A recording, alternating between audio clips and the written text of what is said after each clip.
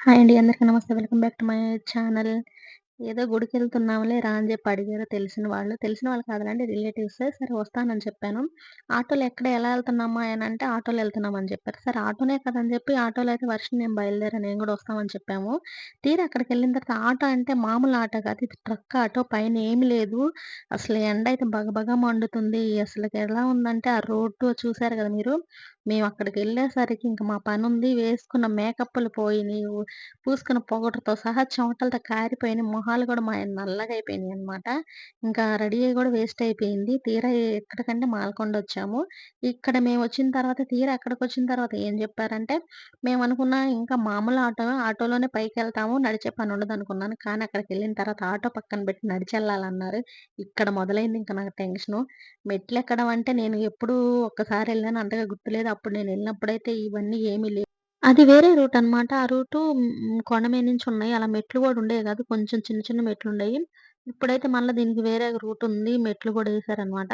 ఇది మళ్ళా first time రావడం. ఇంకా ఆ మెట్లెక్కేసరికి నా పనయిపోయింది. వీళ్ళు సన్నగున్నారు గాబట్టి పిల్లలు గాబట్టి ఫాస్ట్‌గా ఎక్కేసి పైకొచ్చేసారు. నేనింక వీళ్ళని ఎక్కేసరికి నా పనైతే అయిపోయింది. అసలకి మామూలుగా లేదు ఫస్ట్ టైము.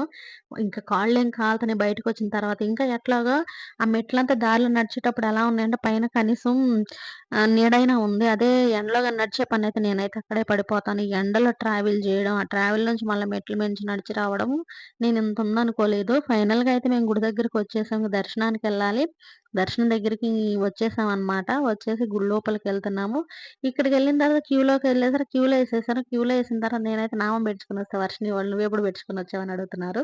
బయట పెట్టారు మీరు చూసుకోలేదు వచ్చేసారని. ఫైనల్‌గా దర్శనానికి 12, 15కెళ్తే 4 అయింది బయటకొచ్చేసరికి మేము. ఆ 4కి గూడా ఎండ మామూలుగా లేదు చూడండి ఎలాగుందో. ఇప్పుడే బయటకొచ్చామనమాట. బాగా అయితే ఆకలవుతుంది నాకు మామూలుగా లేదు ఆకలి. మార్నింగ్ ఎప్పుడో 8కి తిన్నాను. క్యూలో అయితే ఒకరికొకరు సంబంధం లేదు. బయటకొచ్చేసరికి అందరం విడిపోయాం. ఎవరికి వాళ్ళు అయిపోయామనమాట. బయటకొచ్చిన తర్వాత మళ్ళీ ఒకళ్ళకొకళ్ళు ఫోను చేసుకొని ఒక చోట కలిసాము.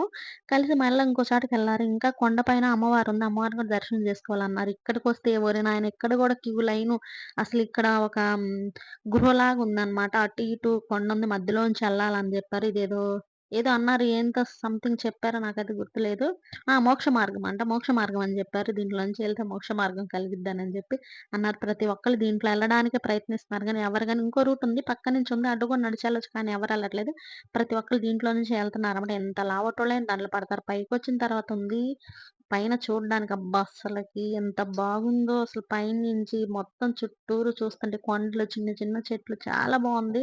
అసలు చూస్తుంటే చాలా ప్రశాంతంగా అనిపించింది. పైకి అమ్మవారి దగ్గరికెళ్ళి అమ్మవారిని దర్శనం చేసుకున్నాం. పక్కనున్న కొండలు చిన్న చిన్నయి అసలు చాలా నచ్చింది. కాసేపు అక్కడే ఉండాలనిపించింది. కానీ అక్కడ జనం ఫుల్లుగున్నారు. ఎక్కడ నిలబడటానికి లేదు. ఎక్కడ కాసేపు కూర్చోడానికి లేదు. పైన చూస్తే ఎండ మామూలుగా ఉందా ఎండ?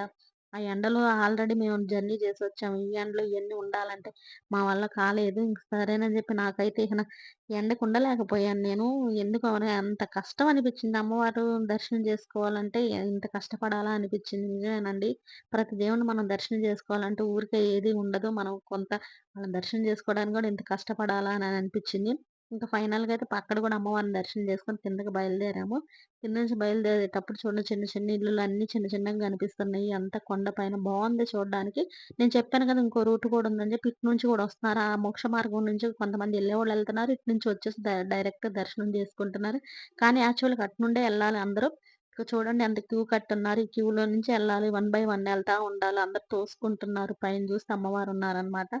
మొత్తానికైతే నా వీడియో కానీ ఇలాంటి గుడిలోకి వెళ్ళినప్పుడు అమ్మవార్లని దర్శనం చేసుకొని, దేవుళ్ళ దర్శనం చేసుకొని మనసుకి చాలా ప్రశాంతంగా ఉంది. ఫైనల్‌గా కిందకొచ్చాం. కిందకొస్తే ఇక్కడ వీరబ్రహ్మేంద్ర స్వామి గుడి అంట. లోపలికైతే నేను ఎళ్ళలేదు. బయటే ఉండి చూసాననమాట.